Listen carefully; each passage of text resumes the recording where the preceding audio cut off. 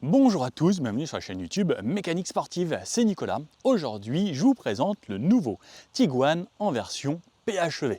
J'étais un des premiers dans le monde à vous faire la présentation en studio de ce Tiguan lorsqu'il avait été révélé. Ça vous avait énormément plu, je crois que c'est une des vidéos les plus vues de la chaîne d'ailleurs. Version PHEV maintenant, qui va beaucoup parler surtout aux professionnels.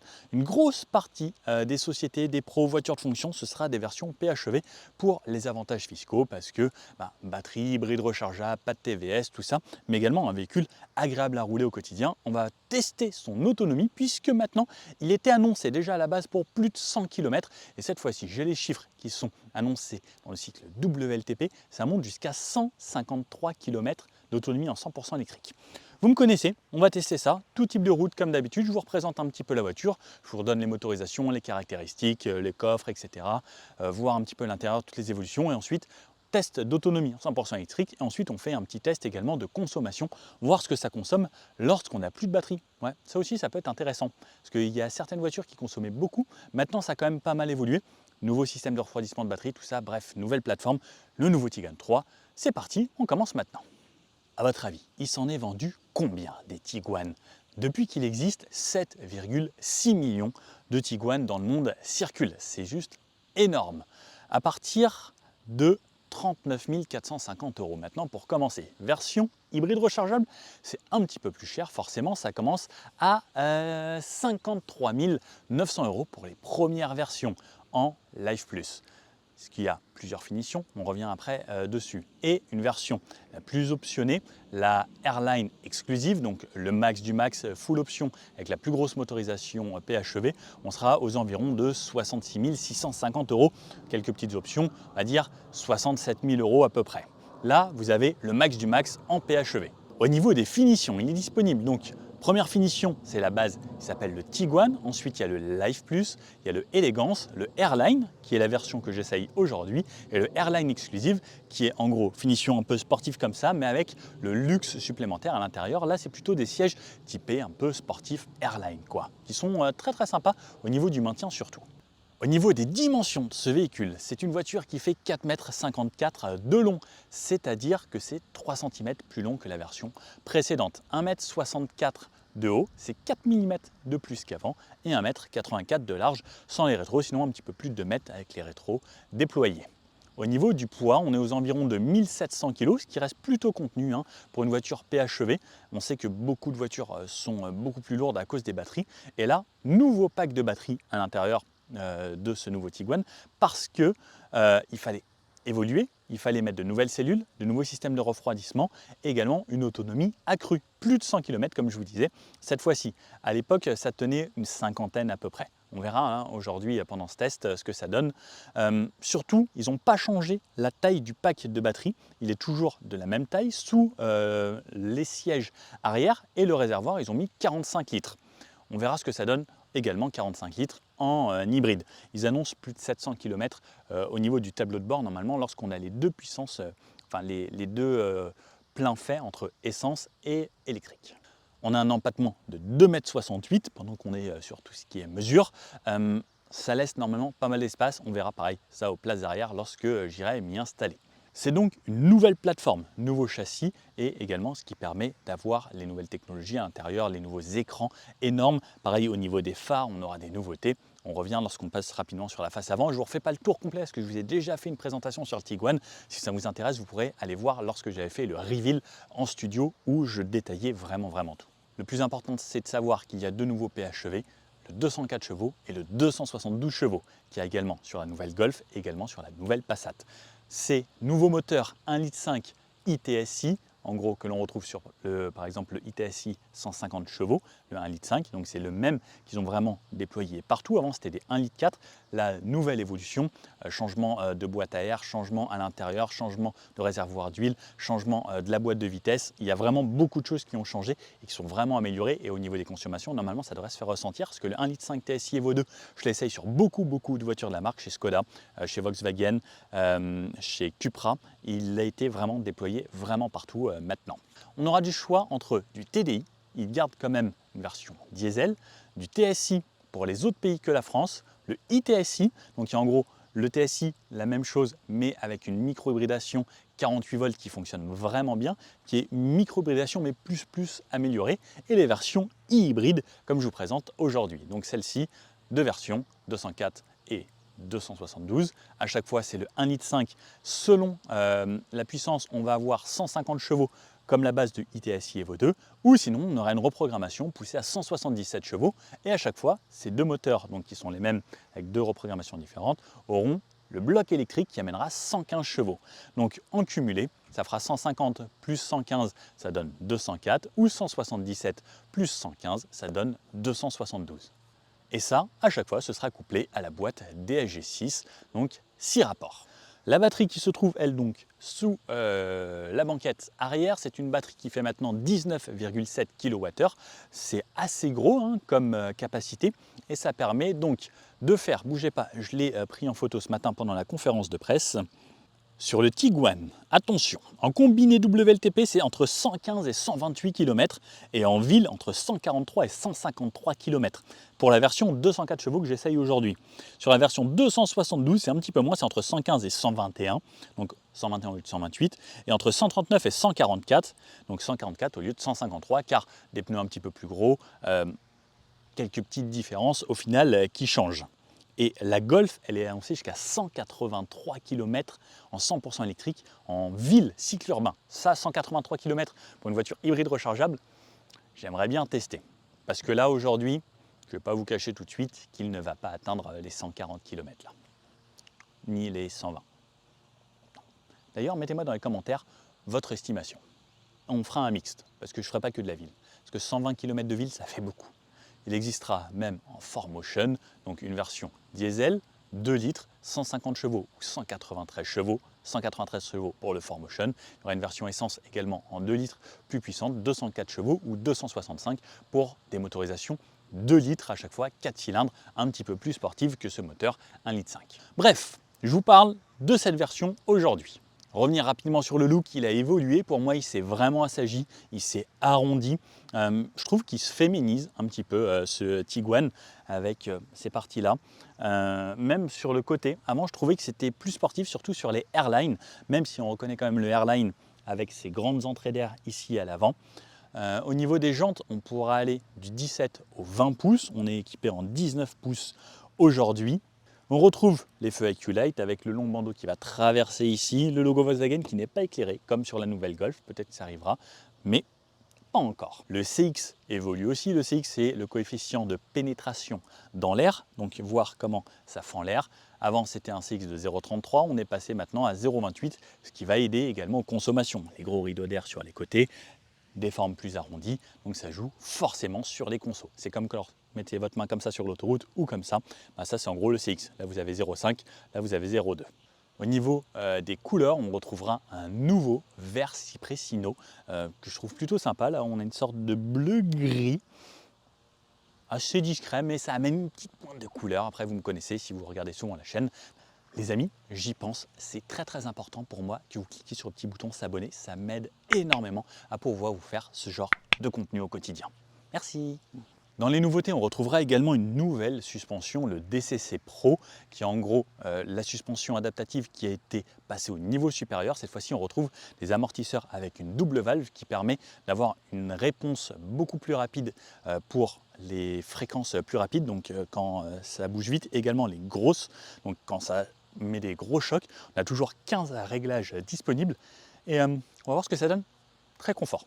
Sur l'avant de cette voiture, alors je l'ai démarré pour vous montrer donc ce bandeau lumineux qui vient jusqu'au logo Volkswagen ici et ces feux IQ Light. Les feux IQ Light sont repris du nouveau Touareg avec 19 200 points par phare. Ça, c'est quand même énorme. 19 200 points, ça permet vraiment de détourer. Pour ceux qui avaient vu, je vous avais fait une vidéo normalement avec le Touareg. Si vous regardez mon essai, il y a une partie de nuit. C'est assez incroyable. Là, on voit qu'il y a vraiment un step qui est passé au-dessus, comparé souvent aux 100 et quelques petits points qu'il y avait et qui détouraient où ça faisait quelque chose de très cool comparé à des feux traditionnels. Mais là, passer à 19 000, c'est énorme. Ils ne sont pas encore au niveau de Mercedes qui a 1 million 1 ou 1 million 2 de points par phare, où là, c'est extraordinaire. Je pense que ça reste toujours le meilleur phare que j'ai essayé.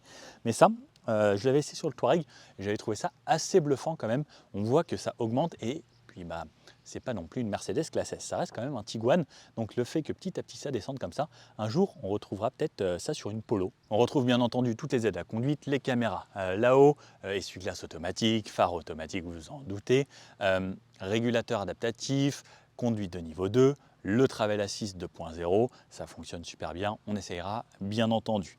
Comme c'est une R, donc on a ces grandes entrées d'air ici avec les rideaux d'air ici qui jouent sur l'aérodynamique, cette calandre ici donc en croisé comme ça parce que justement c'est la version Airline et quelque chose d'assez simple je trouve. N'hésitez pas à me dire ce que vous en pensez. Moi j'aimais bien l'ancien qui faisait plus viril. J'aime bien, j'avoue, les voitures un peu viriles.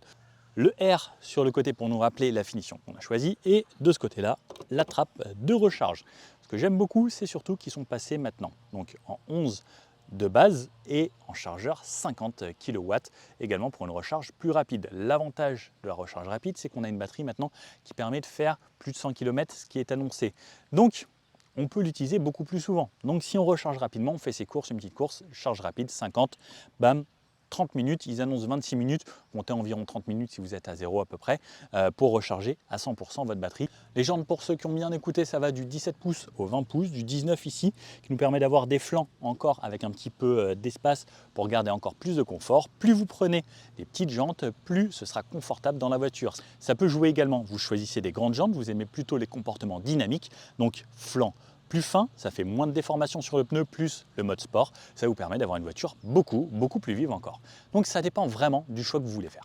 On retrouve les arches de roue ici qui sont peintes, merci que ce ne soit pas en plastique. Le bas de caisse ici est peint, on a en fait juste le contour en noir, ça fait pas trop typé SUV et le fait que ce soit peint, ça amène quand même une voiture un petit peu plus haut de gamme. Le petit coup de 3/4 arrière parce que j'aime bien. Long béquet ici que l'on retrouve maintenant sur quasiment toutes les voitures parce que le béquet ça joue sur l'aérodynamisme et ça joue sur le CX également. Parce que plus l'air est coupé ici net, mieux c'est pour ne pas que ça crée des turbulences sur l'arrière. Pareil, c'est pour ça qu'on voit qu'ici c'est coupé net, donc là c'est coupé comme ça plutôt que des arrondis. À l'époque on pensait ça, mais en fait il faut toujours que ce soit le plus coupé net à l'arrière pour ne pas que ça crée de turbulence et que ça aspire de ce côté-là et donc ça retienne la voiture. Barre de toit, on a un grand toit panoramique et ouvrant en plus à l'intérieur. Long bandeau lumineux ici. Pareil, le Volkswagen n'est pas éclairé à l'arrière. Ça l'est par exemple sur le Touareg, ça. Ils n'ont pas repris ni à l'avant ni à l'arrière. Peut-être que pour les phases 2, ça arrivera, on espère. On a du IQ Light, donc des feux spécifiques avec une animation lorsque on les allume. On a le clignotant défilant à l'avant, comme vous pouvez le voir, et également à l'arrière. Le clignotant défilant, moi je trouve ça toujours très stylé. Ça met une petite touche comme ça, en plus. Et voilà, en gros, un Tiguan, un beau bébé. Franchement, en vidéo, il fait beau bébé. En réel, je trouve qu'il fait un peu plus petit. Sur l'arrière, on retrouve des vitres surteintées selon la finition que vous aurez pris, les Airline bien sûr surteintées, tout ce qui est un petit peu plus haut. À partir du élégance, il me semble que c'est vitres surteintées. L'essuie-glace, ça, moi je trouve que c'est toujours un plus. Les feux, on en a parlé. Le hybride qui est renoté de ce côté-là pour les versions PHEV. Le Tiguan maintenant qui est noté au centre en caractère chromé. On retrouve les croisillons comme ça ici en X comme à l'avant sur cette version Airline et un petit peu de chrome également. Le coffre, bien sûr qu'il est motorisé puisqu'on est sur une version assez haut de gamme et il y a pas mal de mes affaires ici dans le coffre. Hop, hop. Donc le coffre avec le plancher qui est au niveau du seuil de chargement. Juste ici, on a un double fond où on pourra ranger par exemple là, son petit câble pour charger à la maison et on peut même mettre son câble pour recharger sur les bornes en extérieur. On a de ce côté-là par exemple le kit anti-crevaison qui est là. On a la même chose de l'autre côté. On peut tirer pour abattre les banquettes ici qui sont en 40-20-40 de fixation top tether. On a une prise 12 volts juste là-bas et crochet de ce côté-là, seulement de ce côté-là d'ailleurs. Il n'y est pas de l'autre côté. Un petit peu dommage. Hop, lumière LED là-bas et ici, donc pas mal. On a de quoi accrocher des filets et le coffre, pour ceux qui ont retenu tout à l'heure, 490 litres de disponible dans la version PHEV contre 652 litres dans la version standard. Ça fait la différence, effectivement. Et ce qu'il faut savoir, c'est que sous le plancher ici, c'est le réservoir à essence. Ce n'est même pas la batterie, parce que la batterie, comme je vous disais, elles sont sous le popotin des passagers arrière. Je vous entends, ne vous inquiétez pas. Vous allez voir Nico dans le coffre. Ça, c'est la base sur la chaîne. Alors regardez, si je me mets au fond avec mes affaires et autres, il me reste encore pas mal de place. J'ai tout ça encore sur l'avant, un petit peu de place ici. Et là, on pourrait ranger encore une bonne partie de choses sous le plancher. Bon, ça va, c'est plutôt spacieux. J'ai une belle vue là sur ce petit château là. Il faudrait que je me l'achète comme demeure. Non, je déconne, je suis pas encore Villebrequin, j'ai pas les moyens moi. Alors, au niveau des places arrière, la portière s'ouvre assez grand. Sur le haut, on retrouve des plastiques durs, petite partie laquée et la poignée dans des plastiques assez bas de gamme, je trouve. Poignée ici, là, par contre, qui est dans un beau plastique très doux, et des petits accoudoirs ici avec une partie plus cuir et un petit haut-parleur plus gros haut-parleur en bas avec les bacs qui sont quand même avec de la moquette à l'intérieur, ce qui est beaucoup plus sympa. On retrouve vitre électrique qui descend jusqu'en bas, ça j'aime bien. On va voir à l'intérieur. Et un petit bac de rangement également sur le côté des sièges. Et même c'est bien, si vous faites tomber votre téléphone, il tombera dans ce petit bac juste ici. Allez, je rentre ici, m'installer à l'intérieur. Alors je monte vraiment dans cette voiture. Ouh, ça a l'air pas mal. Donc ce qui est cool, c'est que quand je mets mon coude ici, bah, c'est bien. On a des vitres qui sont double vitrage feuilleté à l'arrière. Donc pour l'insonorisation, ça va être top. Vitres qui sont surteintées également. Et donc moi, Nicolas, 1,80 m, là les sièges sont rabattus en arrière. Non, ils sont coulissants en plus. Regardez ça. Alors ça coulisse sur environ 15 cm. Donc ça permet d'avoir plus de modularité dans le coffre. Et ça, j'avoue que ça fait quand même réellement la différence. Donc première chose, ils sont coulissants. Deuxième chose, ils sont inclinables sur plus d'une dizaine de positions et ça c'est vraiment cool. Pour les longs voyages, clairement être posé un petit peu en arrière avec une assise qui est très longue. Regardez, moi je mesure 1,80 m. Lorsque je me colle vraiment au fond, j'ai le mollet qui vient s'appuyer ici à l'arrière. Ça veut dire que dès que je baisse un peu, j'ai vraiment la jambe qui est maintenue, donc ça veut dire que ça répartit mon poids sur toute la cuisse, donc c'est beaucoup plus confortable plutôt que de s'appuyer juste sur les fesses. Donc je serai installé bien plus confortablement ici, en arrière. Et merci Volkswagen, des appuis-têtes en Alcantara et en plus qui sont confortables. Ça c'est rare. À l'arrière, on ne pense pas assez souvent, je trouve, aux personnes qui posent leur tête sur les appuis-têtes. On retrouve 4 poignées, des LED ici à l'arrière sur les deux côtés et ce grand toit vitré qui est ouvrant sur la partie avant. Le rideau se referme bien entendu électriquement. Au niveau du maintien, comme c'est une finition Airline, on a des sièges avec une texture alors différente ici du haut que des côtés, avec les petites, je sais pas comment on appellerait ça là, les pliures, petites lignes en bleu pour rappeler le côté sportif, un peu comme sur les Golf R de l'époque. Franchement, on est très très bien. Le maintien latéral a l'air correct. L'assise par contre est très à plat, donc ça veut dire que ça me permet de bouger assez facilement de gauche à droite. Donc j'ai un bon maintien au niveau du dos. Par contre, au niveau de l'assise, c'est très peu creusé et c'est même encore plus à plat sur l'arrière ici au niveau du bas du dos et des fesses que ce que ça l'est à l'avant. Donc j'ai un petit maintien ici, mais moins sur l'arrière. Donc j'aurais peut-être bien aimé un poil ici pour vraiment me maintenir. Moi, je sais que j'aime bien me sentir maintenu. Au niveau de la tête, 1,80 m Nicolas, il a de la place. Au niveau des jambes, c'est moi qui conduis là. J'ai énormément de la place. Il me reste encore plus de 10 cm ici. Au niveau des pieds, c'est hyper spacieux dans le bac ici. Poche en bas, poche en haut. Maintenant qu'ils sont une poche, c'est que Volkswagen, normalement, ils aiment bien en faire 2 poches séparées. Là, ils sont revenus à une grande poche et une beaucoup plus grande juste en bas. L'accoudoir ici, donc pareil avec la texture. Alors, il est un petit peu ferme pour rien vous cacher. Et ensuite, ce qui est bien, c'est qu'ils ont changé. Ils ont plus au milieu ici les porte-gobelets. On tire ici, on appuie comme ça et les porte-gobelets sont à l'avant. Ce qui permet d'avoir plus de place pour ses bras et ne pas gêner au niveau du coude avec des gobelets ou des bouteilles et de les avoir ici. Et j'ai même de quoi, si je suis sur l'autoroute, poser un livre ici ou poser mon téléphone pour regarder, par exemple, avec mon passager ou moi tout seul, une petite vidéo ou une tablette. Alors par contre, ça ne maintient pas énormément comme ça, mais si on est sur l'autoroute, normalement, ça ne devrait pas poser de problème. Et on referme ça comme ça. Cette partie, elle s'ouvre également ici, donc ça fait trapaski. On rabat donc en 40, 20, 40 ces sièges. Et lorsque c'est rabattu comme ça, on a un plancher quasiment plat. Pareil, je peux rabattre de ce côté-là également, si je souhaite. Et fixation top taser isofix, là, là. Et à l'avant, donc, 3 sièges bébés à l'intérieur de cette voiture. La troisième ceinture est située ici, directement sur la banquette. Simplement. Et puis voilà pour l'arrière. Allez, je vais aller vous présenter l'avant. En même temps, je vous fais le tour comme ça en réel, puisque vous savez que j'aime bien le faire avec les phares ici allumés. Donc, plus ça avance dans le temps, plus les voitures deviennent grosses et paraissent grosses. On dirait un Touareg un petit peu rabaissé, là, ce Tiguan. Regardez, si on se met là, il fait vraiment balèze. Beau style, mais en même temps avec plus de rondeur qu'avant, je trouve. L'arrière, pareil. Alors, il y a juste la partie des phares, je trouve, ce bandeau sur les extrémités, où c'est un petit peu carré. Sinon, je trouve que c'est de la douceur un petit peu, ce Tiguan, plus qu'avant.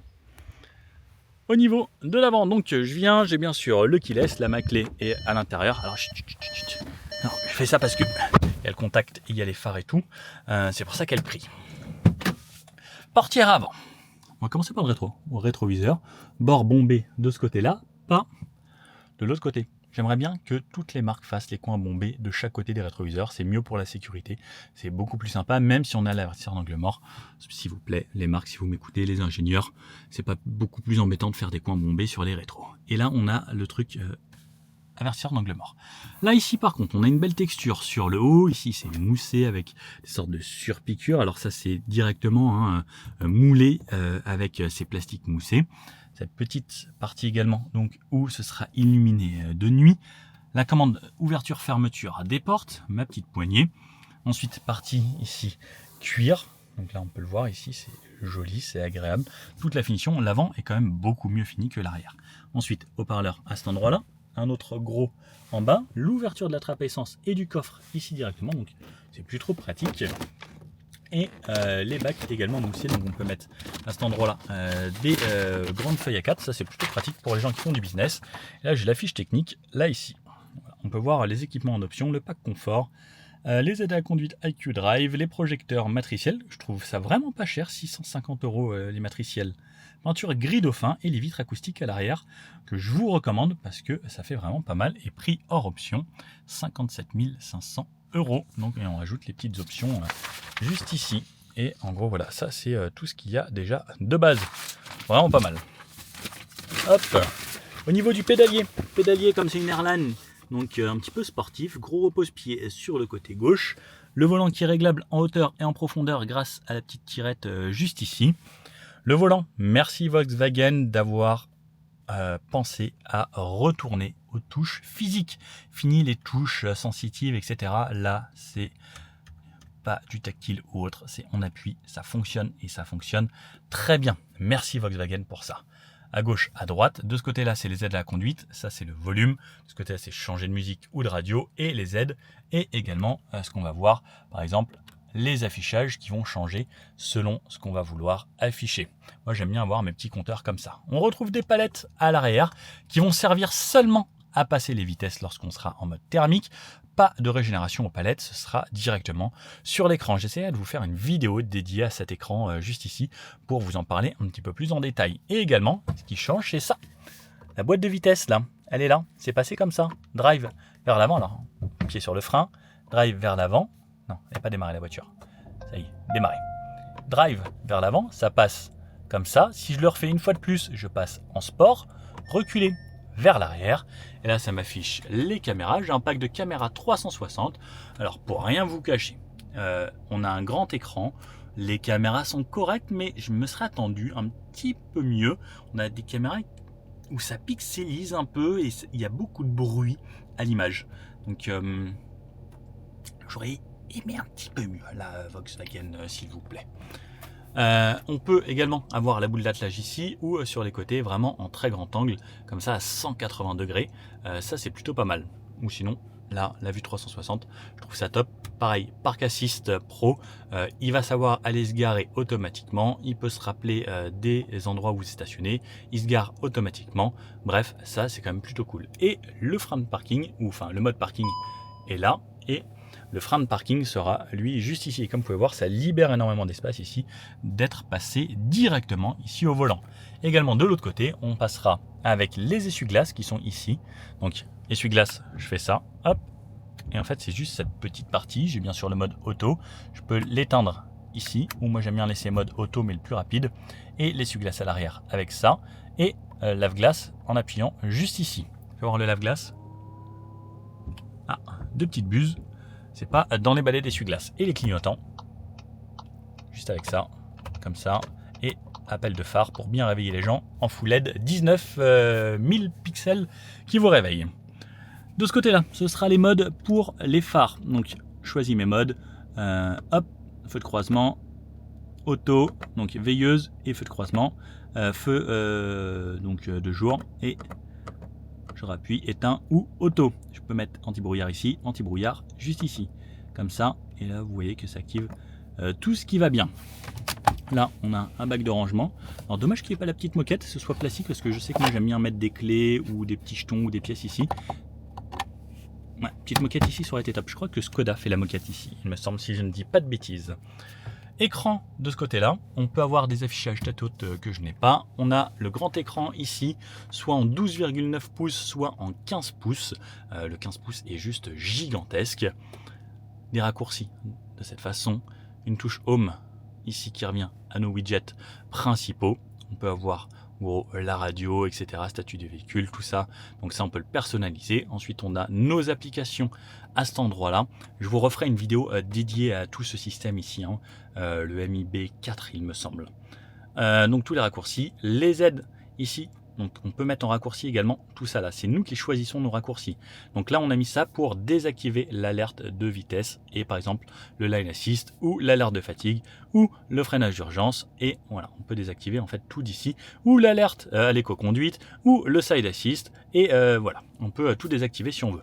Par contre, il y a certaines options qu'il faudra faire à chaque fois, genre le lane assist et l'alerte de survitesse, c'est obligatoire. Ensuite, on a le menu ici. Il me reste 0% parce que j'ai déjà fait mon test d'autonomie en électrique. Là, je vais ensuite continuer. Et je peux ici demander le mode e-mode 100% électrique ou le mode hybride.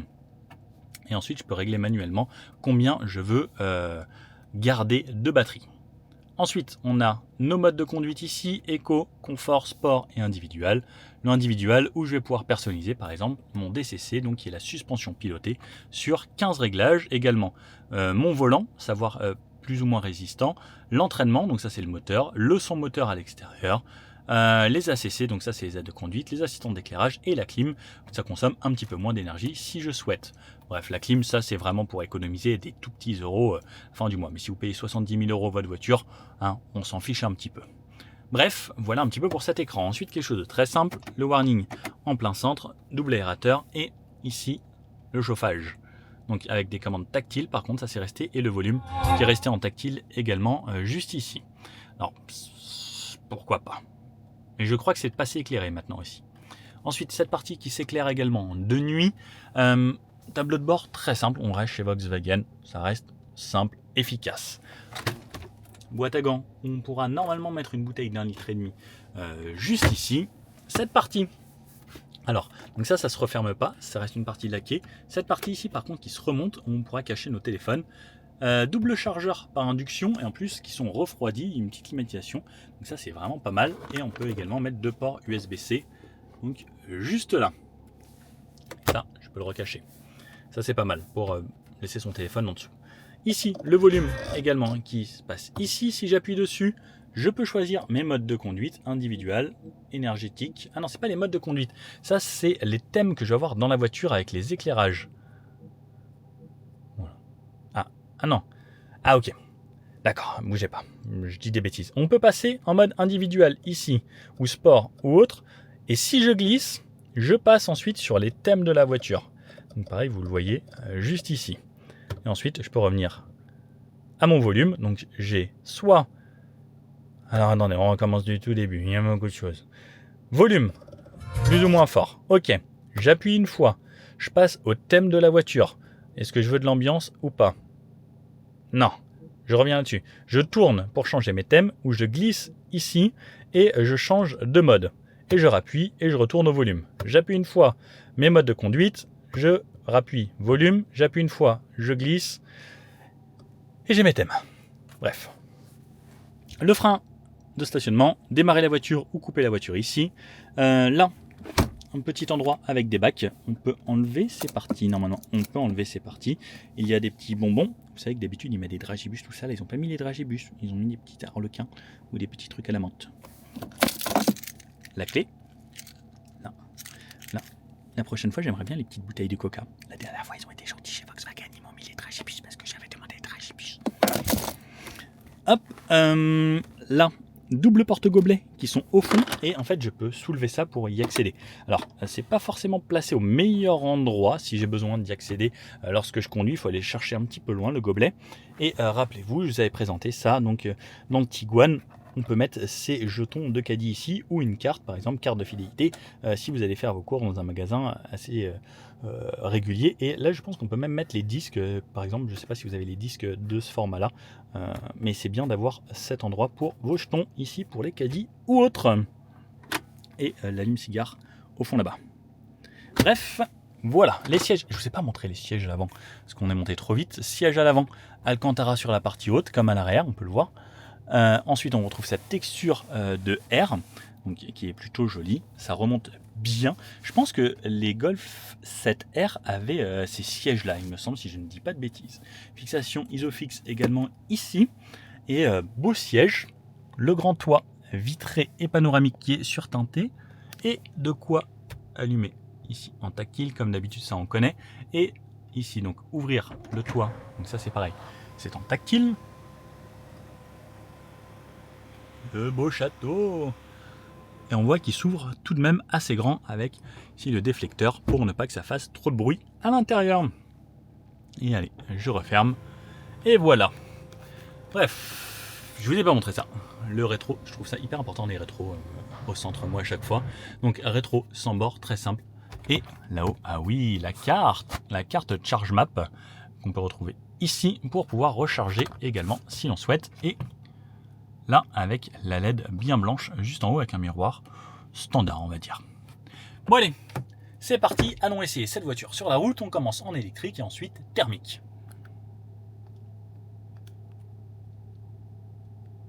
Allez, c'est parti à bord donc de ce nouveau Tiguan PHEV. Je vais commencer en mode hybride. Il me reste 96% de batterie, donc elle a été chargée à 100%, mais bon, ils l'ont bougé un petit peu, tout ça. 96% m'indique 107 km d'autonomie, ce qui est plutôt pas mal. Vous me connaissez, j'aime bien faire les tests d'autonomie. La climatisation est activée. Actuellement, il fait 22 dehors, j'ai mis 21,5, donc, mais ça fonctionne quand même. Bref, drive, comme ça maintenant, donc derrière. Et c'est parti. On va commencer comme ça. Ah, je peux juste une petite question. Philippe, je voulais juste confirmer que j'avais bien le DCC Pro et oui, effectivement, puisque je commence cette vidéo d'essai avant de vous faire la présentation. Donc, on va voir. Là, on est à 0 km et on va faire ce test, voir ce que ça donne. Moi, c'est là que ça va m'importer, savoir combien de kilomètres. Veuillez tourner à droite dans 150 mètres dans rue du Parc. Voilà, sinon, quand elle vous parle, vous avez juste à baisser le volume, on ne l'entend plus. Alors, DCC Pro. Là, alors je vais faire exprès de passer dans les trous. Ça filtre franchement relativement bien. Allez, gros trou, gros nid de poule. En fait, j'entends que ça tape, mais je le sens pas. Pavé. Je ne sens pas du tout les pavés. Et pourtant, j'ai des jantes qui sont quand même en 19 pouces. Rayon de braquage correct. Bon, ça reste un gros SUV. Le côté électrique, j'aime beaucoup. J'ai mis également la récupération en automatique. ce qui va permettre à la voiture de gérer selon le trafic, selon la cartographie, etc. Pour faire au mieux d'elle-même. Alors, ce qu'il faut savoir, c'est que donc, ce moteur est positionné avec la boîte. Et là, j'entends un petit son lorsque je roule. Alors, comme si c'était un petit moteur qui était démarré.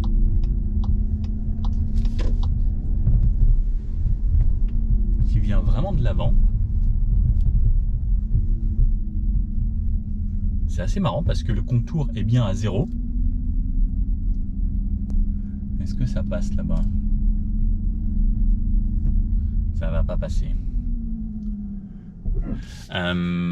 Mais j'entends, en fait, comme si le moteur tournait, il y a un son, donc c'est pas une voiture 100% électrique. C'est quelque chose d'assez discret, mais ça donne une sensation de quelque chose de mécanique tout de même. Au niveau du plein, donc là il y a le plein d'essence plus plein de batterie, ça m'annonce 794 km, donc quasiment 800, ce qui reste relativement convenable. J'ai hâte de tester quand même en hybride ensuite, donc une fois batterie épuisée, on fera en sorte de ne pas la recharger du tout pour pouvoir tester les consommations lorsqu'on sera par exemple en utilisation vacances et on se dit bah voilà, j'ai pas envie de la recharger tous les soirs et j'ai pas de borne forcément, donc à voir. Pour le moment c'est très agréable. Là je suis à 50 km/h, donc comme le moteur est couplé à la boîte de vitesse, dans tous les cas ça va passer des rapports et c'est ensuite la boîte de vitesse qui transmet la motricité aux roues. Donc on va toujours sentir la boîte de vitesse qui passe, ça va faire vraiment une sensation de voiture en boîte automatique de base, ce qui est plutôt intéressant. Là sur les routes dégradées, franchement je suis bien. Ce que j'aime beaucoup avec ces sièges air, c'est le maintien latéral qui est excellent. Par contre j'avoue que comme je suis en 100% élec, j'aurais peut-être bien aimé que ça fasse absolument pas de bruit du tout. Mais comme ça passe quand même par une sorte de transmission, ça crée quand même ce petit côté un poil mécanique. Alors c'est certes très discret, mais on l'a quand même présent. Voilà. Moi je vous cache rien. Mon petite route de campagne à 70, très agréable. Il y a quelqu'un qui arrive là-bas, non il n'y a personne. Hop, on passe par là, c'est parti. Le moteur électrique a largement assez de puissance pour le quotidien, c'est suffisant. Là je suis à 70, même en montée ça suffit largement. Je vais mettre à 80. Ce que je vais faire c'est mettre mon mode hop, travel assist. Moi ce que je veux c'est mode comme ça, travel assist. Voilà, ce que vous me connaissez, moi j'aime bien tout ce qui est aide à la conduite. 80. On a le Travel Assist 2.0, il suit les lignes, même sur les petites routes de campagne, une seule ligne lui suffit largement, et ça je trouve ça vraiment très bon. Chez Volkswagen, ils font partie quand même des meilleurs groupes à savoir faire du Travel Assist. Hop, ouais, elle roule, même là ça suit super bien. Alors ça mord un petit peu la ligne intérieure, mais c'est des routes très étroites, et franchement, je suis agréablement surpris. Ça se débrouille vraiment bien. 80 km/h, c'est très calme. Bande rugueuse, tiens, ça c'est le truc que je déteste dans la vraie vie. Je les sens même pas. La suspension fait vraiment bien son travail. Allez, on passe en ville. Petite zone 30 ici. Donc j'ai la récupération adaptative. 30 km/h, c'est tout doux. C'est hyper agréable. Le côté électrique, à chaque fois qu'on est en ville, moi je trouve ça vraiment super bien. C'est tellement plus confort qu'une voiture thermique. On ne pollue pas, on ne consomme pas, ça ne fait pas chauffer un moteur. C'est plus silencieux, c'est plus discret. Bref, pour moi le côté électrique pour tous les jours, il n'y a rien de mieux. Même une voiture électrique, clairement si vous pouvez avoir une voiture électrique, moi, je vous le conseille selon votre utilisation. Après, si vous êtes quelqu'un qui de temps en temps fait de longs trajets et vous ne voulez pas vous embêter, l'hybride rechargeable comme ça c'est bien, surtout si vous avez une société. La plupart des gens qui achètent ce genre de gros SUV, PHEV, souvent c'est les voitures de fonction, voitures de société, parce que pas de TVS avec tous ces gros joujoux. Donc il y a quand même, on a une bonne direction, et ce qui est bien, comme on a un DCC Pro, c'est-à-dire que la suspension s'adapte tout le temps. Donc même quand je fais ça, même j'ai un gros SUV, j'ai l'impression d'avoir un SUV sportif, puisque la voiture sait qu'il ne faut pas qu'elle prenne de roulis. Donc dans les virages, elle reste bien à plat. Bref, que demander de mieux? Parce que là par exemple, hop, hop, hop, hop, elle s'appuie juste un petit peu. Mais c'est pas... ça reste très bien. Route avec absolument personne, 0 à 100 en élec. Allez, c'est parti. Ça motrice 30, 50, 60, 75, 80, 90 et 100. Il va largement bien, c'est en légère montée même sur la fin. J'étais pas à la limite non plus du max, j'étais un petit peu en dessous, mais comme vous pouvez voir, pour de l'électrique, ça suffit largement, on n'a pas besoin de plus.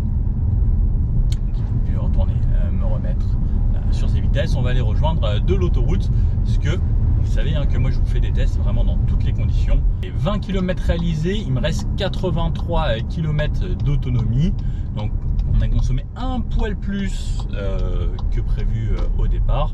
Donc là, il me semble qu'ici ça va être du un petit peu plus roulant, des 14. Je pense que ça doit être du 90 ici normalement, voire 110, que double voie séparée par terre-plein central, c'est du 110 effectivement. Donc ce que je vais faire, c'est déjà commencer par mettre à 90. 90 km/h, mon travel assist, tout ça, moi j'adore ça, c'est un des trucs qui me manque le plus quand j'essaye une voiture qu'il n'a plus, ou quand je reprends ma voiture et que je n'ai pas mon travel assist, parce que c'est tellement bien. Regardez, dans ces conditions, conduire c'est pas forcément très plaisant, faire des longs trajets ou de l'autoroute, moi je trouve ça top, et surtout ça me permet de respecter vraiment au kilomètre-heure près la vitesse, puisque c'est 110 ou 90 ou 130, et bien ça respecte. On peut même avoir la lecture des panneaux et autres. Ça, la voiture s'adapte. À 90 km/h, donc toujours moteur coupé.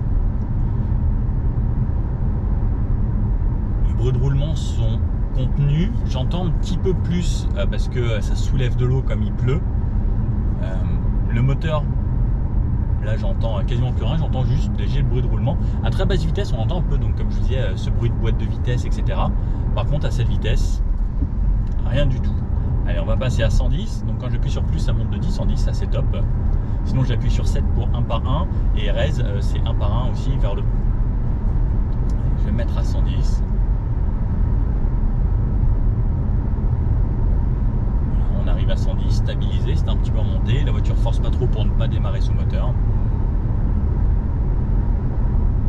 Les bruits du vent sont relativement bien contenus, malgré le fait qu'en plus on a un grand toit vitré. On va passer sur un goudron beaucoup plus récent, et je vous avoue que là,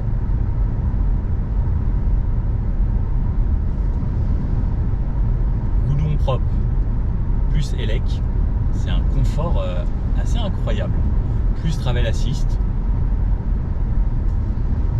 Là c'est vraiment très discret, très doux, c'est vraiment plaisant. Alors je crois pas que je vais avoir des bouts à 130 de ce côté-là. Ah mince. Là ce qui me dit qu'il faut continuer là, et je pense que ça va être que du 110. Ah. Je pensais avoir un petit bout de 130 par ici, mais il fallait repasser par le sud du Vexin pour rechoper l'autoroute qui va vers la Normandie, je crois, où celle-là monte aussi, mais là ça a l'air d'être du 110 tout le long. On va se faire comme ça du 110, et si je vous trouve un petit bout de 130, il me reste encore 70 km d'autonomie. On repasse sur un goudron un petit peu plus bruyant, plus vieux. On entend un poil de bruit de roulement, mais sinon ça reste très correct. Retour en ville, toujours mon travel assist opérationnel. Bien sûr, stop and go. La voiture sait s'arrêter, sait reprendre automatiquement. Par contre, elle ne sait pas encore détecter les feux. Ça, je crois que j'avais essayé il y a quelques années Tesla sur la version bêta, sur le modèle 3. J'ai trouvé ça assez bluffant quand même qu'elle reconnaisse les feux. Ça arrivera à l'avenir, je pense, mais pas encore. Il y a bien sûr le hold-to-hold. J'en suis à 47 km réalisés. Il me reste 62 km d'autonomie. Et j'ai fait une partie environ 10 km à 110. Donc là, je fais un détour pour aller reprendre une autoroute pour retourner dans l'autre sens. Pour vous faire également 10 km au moins à 130. Pour vous faire un mixte sur ces 108 km qui étaient annoncés au début. Voir si on y arrive. Mais par exemple, là, 47 plus 62, Ça s'annonce pas trop déconnant encore, je trouve, par rapport à ce qu'il avait annoncé au début. Et donc là, il me reste 51%, soit 62 km normalement. On va voir, on continue. Hop, CarPlay, là, mon petit raccourci. Et même en élec, voilà, pour la ville, il y a largement assez de reprises. C'est suffisant, ça accélère correctement. Bah oui, bah tiens. J'avoue que j'aime bien quand il n'y a pas de rapport et que c'est tout le temps très très fluide, etc. C'est vrai que là, le fait qu'il y ait un petit passage de vitesse, lorsqu'on y prête vraiment attention, on le sent un petit peu. Je suis en train de découvrir un truc. Lorsque je suis à l'arrêt avec le auto hold, donc je peux relâcher la pédale, mais si je reste sur la pédale, des fois, elle fait un petit on dirait qu'elle est vivante. Ça le fait pas à tous les coups. Mais voilà, au cas où ne soyez pas perturbé, ça me le fait moi aussi. Bref, j'en arrive à 50 km et là, comme je suis en ville, ça ne consomme pas tant que ça. Et donc, je suis toujours à 62 km d'autonomie. Allez, c'est parti, on va aller s'insérer. On va peut-être passer à la télé. Il y a la Google Car, la Street View qui se balade juste devant moi. Allez, ici, ça va être 130 km/h directement. Alors, je vais laisser les autres se réinsérer tranquillement. Pareil, hein, elle s'adapte toujours. Et en plus, il n'y a personne derrière. Ça va me permettre de pouvoir accélérer jusqu'à 130 assez rapidement. Allez. Donc là, ça monte. 93, 97, 100 km/h. 110. Donc à plus haute vitesse, ça met un petit peu plus de temps, bien évidemment. 115, c'est en légère montée en plus. Il ne faut pas être pressé si on souhaite rester en électrique. 122, 125. Allez. 127, 130, allez, 130, on y est, au régulateur, toujours en 100% électrique. Donc mon but, hein, comme je vous dis, c'est de rester en électrique depuis le début. Là par contre, je vois que les kilomètres fondent tout de suite très très rapidement en élec. Alors, 130, on commence à voir légèrement des bruits du vent. Je comprends pas ces gens qui ralentissent, qui doublent, qui ralentissent, qui doublent, qui ralentissent, qui doublent. Et là, elle re-ralentit. Et ensuite, elle réaccélère. Ouah, ça m'énerve. Moi, je suis à 130, voie de gauche. Voilà. 130, donc, léger bruit du vent. On est sur un goudron assez vieux. Le régulateur adaptatif donc s'adapte aux voitures de devant. Les bruits du vent, ça reste relativement correct. Dès qu'on se met un petit peu de musique, hein, franchement, on oublie tout et la sono est plutôt bonne. Pourtant, c'est même pas une sono spéciale, Bose ou autre. Elle fonctionne bien. Ça ralentit devant, donc ça me ralentit et moi automatiquement puisque Travel Assist. C'était plutôt agréable. Les bruits de roulement étaient relativement contenus. Juste un petit peu de bruit du vent qui venait sur le pare-brise. Mais au final, assez agréable. Donc là je vais continuer comme ça, je sais qu'il y a une petite zone 110 là qui ralentit un petit peu. Après il y a de la montée. Ce qu'il faut savoir c'est comme je disais, donc à 130 la consommation augmente vraiment significativement et on perd beaucoup plus de kilomètres que ce qui est indiqué au tableau de bord. Donc là il me reste 30 km pour arriver, il m'indique lui 31 km restants en ayant fait ce mixte. Sachant que je pense que ça va fondre un petit peu plus vite, mais sur la fin je refais des petites routes de campagne. Donc je sors dans 17 km là. Il me reste 1 km affiché juste ici, il me reste 2,4 km sur le GPS par rapport à mon trajet. Donc en gros ça se tient parce que comme je vous disais sur la fin je suis retourné sur des petites routes de campagne. Il est possible que ça tienne parce que je crois que ça redescend un petit peu juste après. Par contre on a fait moins de kilomètres que ce qui était annoncé au début par l'ordinateur de bord. Il affichait de mémoire 106 ou 108, on en est à 91 km. Donc là à mon avis il va pas tarder à redémarrer puisque là hop on ralentit ici pour tourner et il va falloir réaccélérer, même si je sais qu'après il y a quand même pas mal de descentes, que ça redescend dans ce coin là. Allez, il va me faire mentir, il veut se rajouter quelques petits kilomètres. Allez, allez on redémarre. Allez. Pourtant j'accélère un petit peu fort, il veut pas encore hein. Par où je passe, à un endroit où ça monte. Je veux que ça monte par là. Ah, ou ça montait par là-bas aussi. Pas grave, on va se faire un petit tour comme ça. Vous pensez qu'on arrive à combien? On arrive à 94 ou pas? Allez, ça y est, 93 km finalement. Donc avec un réel mix, en sachant qu'on est parti avec 96, il manquait 4%. Donc on aurait pu dire en gros 95 km sans difficulté particulière. Je n'ai pas joué le côté éco ou quoi que ce soit en plus avec cette voiture. Donc plutôt pas mal. Bon, cette fois-ci c'est parti en thermique. Et vous me connaissez, qu'est-ce que je ne ferai pas pour vous? Je vais tester un chemin juste ici. Alors mode, hop, je vais mettre en mode confort, voir le DCC. Donc chemin de campagne, enfin, même pas de château, comme ça, avec des pierres, des cailloux et autres. Le confort qu'il y a, c'est assez bluffant. Donc le DCC fait hyper bien son boulot, et même quand je prends un petit peu de rythme et que ça bouge, et que ça passe du gravier, qu'il y a des cailloux et autres, justement moi je suis sur mon petit tapis volant. Alors c'est pas une Maybach, hein, mais c'est franchement hyper confortable. Hop, on fait attention de ne pas écraser la dame. Merci. Hop, très gentille la dame, beau sourire. Donc ce que je vais faire, cette fois-ci, je viens de tout remettre à zéro. Ah, on a un collègue en GTE. Pardon monsieur. Hop, on repart en hybride. Donc il n'y a plus de batterie. Le moteur, donc là, vient de se redémarrer. Merci monsieur. Ce qui est bien, c'est que j'ai un contour sur cette voiture réel, contrairement à beaucoup de voitures de nos jours qui cachent les contours. Donc cette fois-ci, j'entends le moteur tourner. On a donc ce 4 cylindres, 1,5 litre. C'est un moteur thermique. Donc forcément, on l'entend un petit peu. Franchement, je sens que j'ai quand même une assistance électrique. Il reste toujours un petit pourcentage de batterie. Et lorsque je réaccélère, ça y va.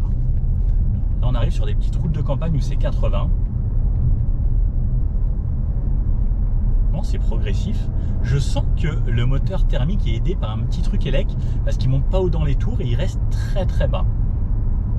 Je trouve ça vraiment pas mal. Là, je suis à 70, 75. Je vais arriver à 80.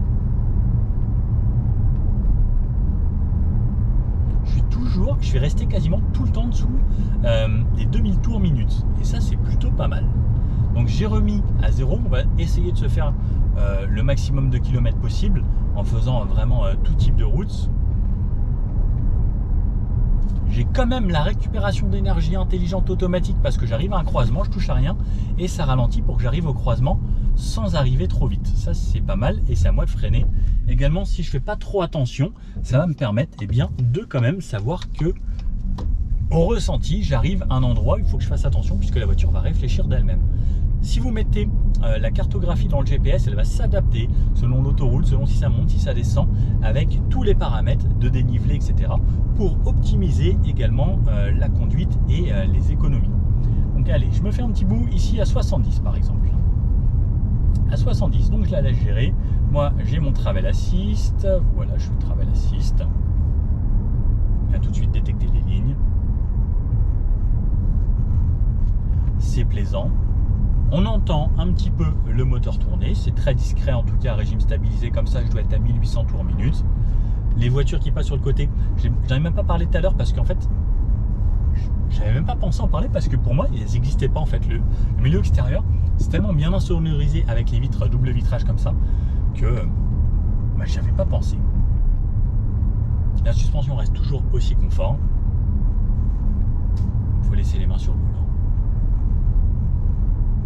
Et c'est très agréable. Et là, par exemple, le moteur vient de se recouper.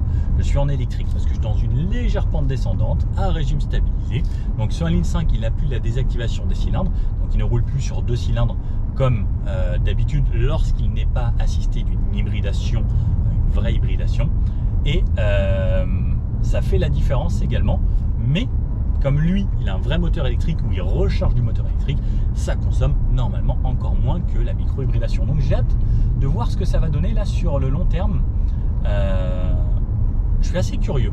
Travel assist, bouchon à la campagne, des petits travaux, ça suit les lignes, ça suit la voiture de devant, il y a un bouchon.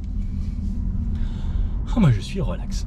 Allez, on va aller s'insérer sur du plus roulant directement. Je fais comme si je me faisais un trajet domicile-travail avec un petit peu d'autoroute. Alors je pense que tout à l'heure je vais me taper quand même pas mal de bouchons. au retour parce qu'il est déjà bientôt 16h. Mais bon, c'est pas grave, je vous le fais quand même. Allez, on s'en sert. Allez, pied dedans, 204 chevaux. Ouais, ça marche plutôt pas mal. Allez, c'est 110 ici. J'arrive déjà à 110. C'est assez rapide, les 204 chevaux sont présents. Comme je vous dis, même si on n'a plus de batterie, il reste toujours une petite réserve de batterie qui est toujours présente.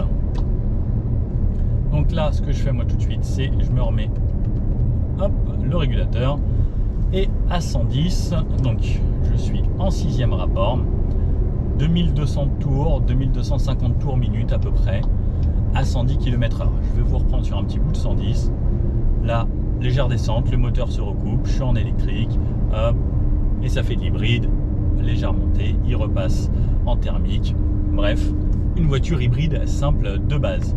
Pour le moment, sur les 13 premiers kilomètres, j'ai une moyenne à 5,7 litres. Il y avait pas mal de relief. On va voir ce que ça donne. Là, je vous fais donc un petit bout à 110. Après, il y aura de 90, du 130. Et je vous fais un mix, hein, comme d'habitude, vous me connaissez. Là, je suis vraiment à côté d'un camion qui fait énormément de bruit en montée. C'est très très bien insonorisé. Franchement, au niveau des vitres latérales, on met le régulateur 130 km/h. Moi, je lâche les mains pour vous montrer à chaque fois que ça marche bien. 130 km/h. Alors en 6e, cette fois-ci je suis aux environs de 3000 tours minute, légèrement en dessous de 3000 tours minute. On est sur un goudron qui est un petit peu bruyant. C'est plutôt bien insonorisé. Je trouve pas ça déconnant. Au niveau des bruits sur les côtés, ça reste toujours très bien. Léger bruit du vent comme tout à l'heure. Le moteur, je m'attendais à ce qu'on l'entende un petit peu plus, qu'il soit plus présent. Mais au final, à 130, pour rien vous cacher, entre lorsque je suis en électrique ou en thermique,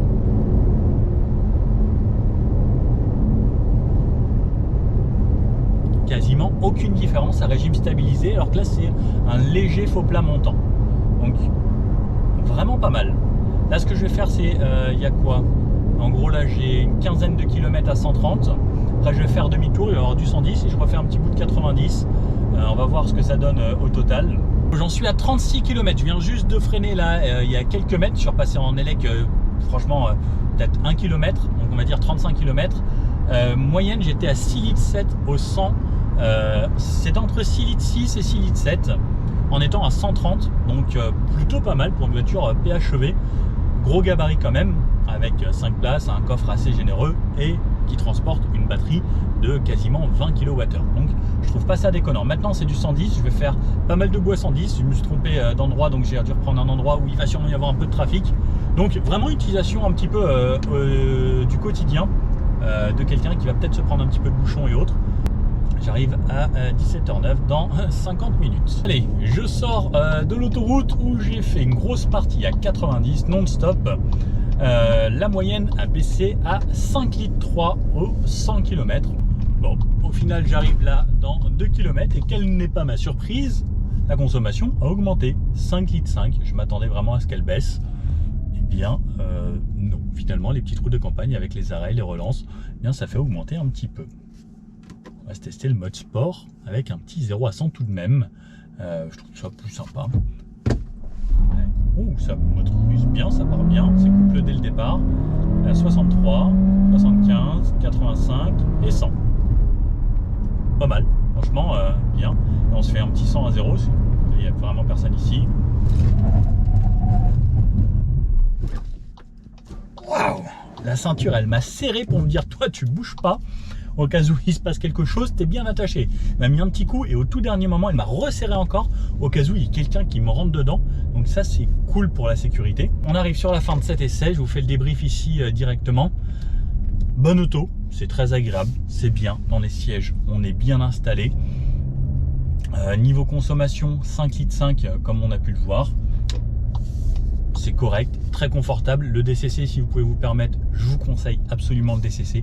Ça change radicalement la voiture. C'est bien insonorisé. Je vous conseille le double vitrage avant-arrière si vous pouvez également. Hybride rechargeable, si vous faites beaucoup de villes, beaucoup d'urbains, dans tous les cas, je pense la plupart des gens font moins de 100 km par jour avec leur voiture. Donc, on fera environ 100 km. Si vous faites que de l'autoroute, clairement, achetez une diesel.